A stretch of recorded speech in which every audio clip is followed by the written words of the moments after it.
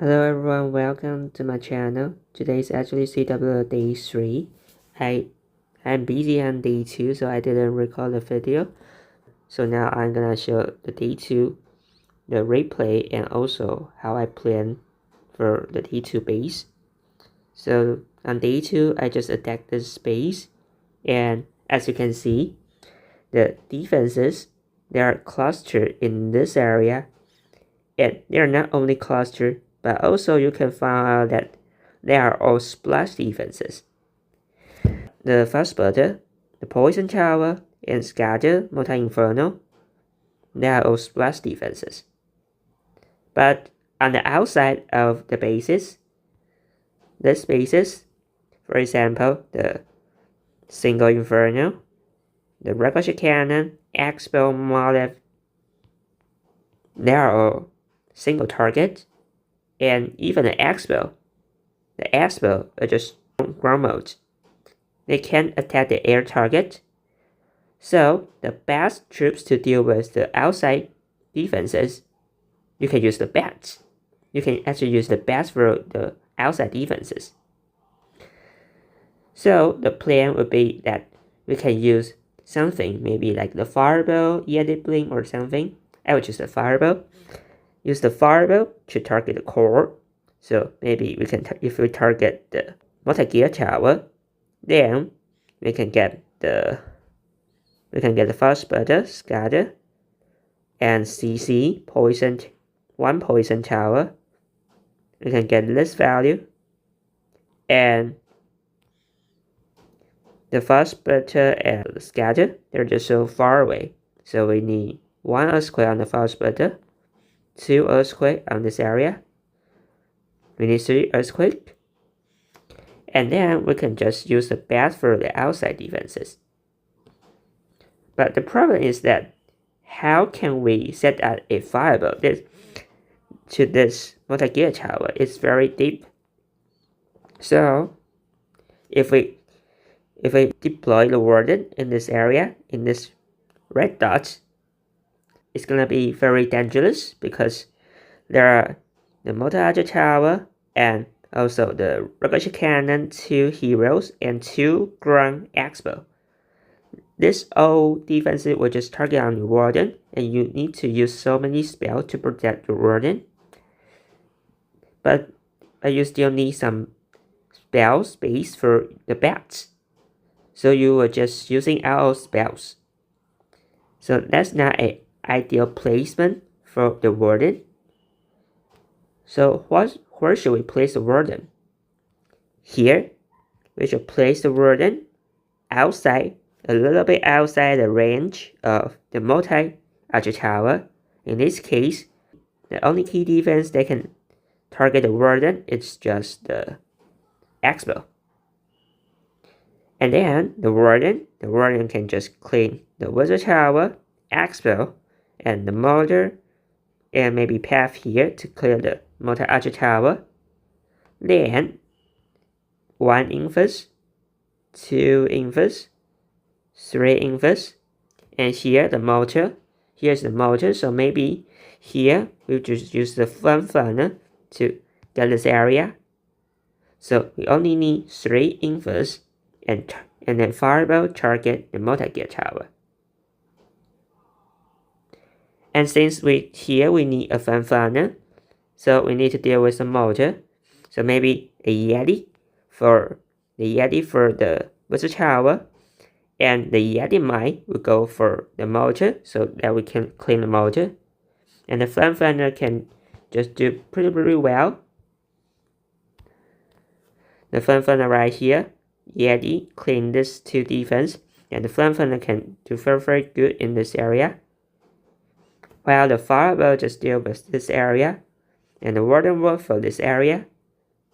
So the rest of them will just hero pathing on the bottom side. We can just path the king, queen, and the warden into this space, and the bat spell on the top side. The bat spell on the top side, and maybe Ice Golem to tenfold here, with wizard tower. The Ice Golem to tenfold the wizard tower, multi-arch tower and maybe another wizard tower if needed. And also we also need some ice golem on the bottom side. So maybe we just create a mass ice golem attack. Maybe we can just bring 10 ice golems or even more ice golems for this attack. And also, after the fireball, there are still some splash defenses.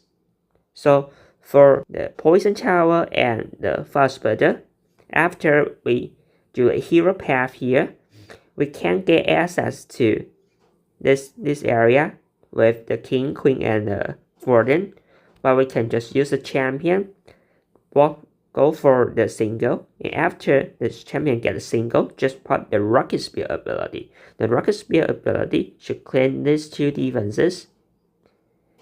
So what about Town Hall? The Town Hall is also the splash defense. It would do mass amount of damage to the bats. So we just use the overgrow on the Town Hall so that the bats can just fly across the base. So yes, that's the whole plan. And now let's just see the replay.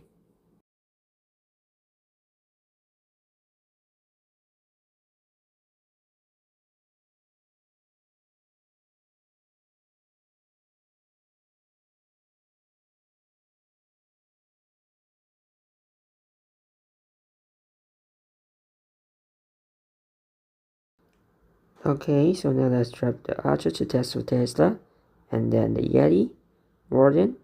The Yeti mine should take out the motor.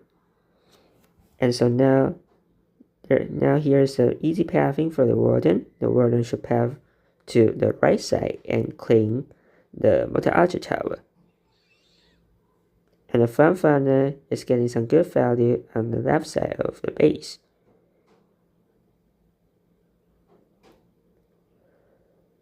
So once we get the multi-archer tower, just waiting for that. Once we get it, then just do the triple infers, then fire Tesla infers. That's why I bring one more infers, fireball, and earthquake. A headhunter to deal with the king, and then king, queen with tons of ice golem. Just put as many ice golem as you can because we have 10 ice golem. The ice golem just get crazy freeze value in this area.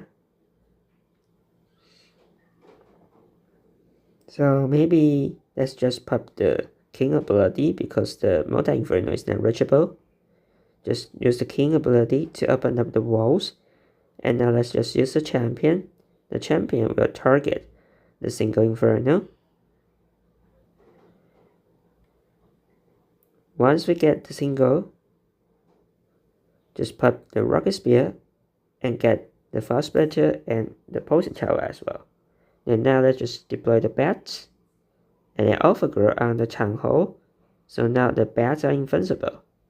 And use some ice golem to distrap the multi-archer tower and also the wizard tower. And now this base is wrecked. So compared to day 1, day 2, this strategy is much more easier, straightforward, and easy to execute. I very recommend you guys to try this kind of strategy when you're doing the CW attack.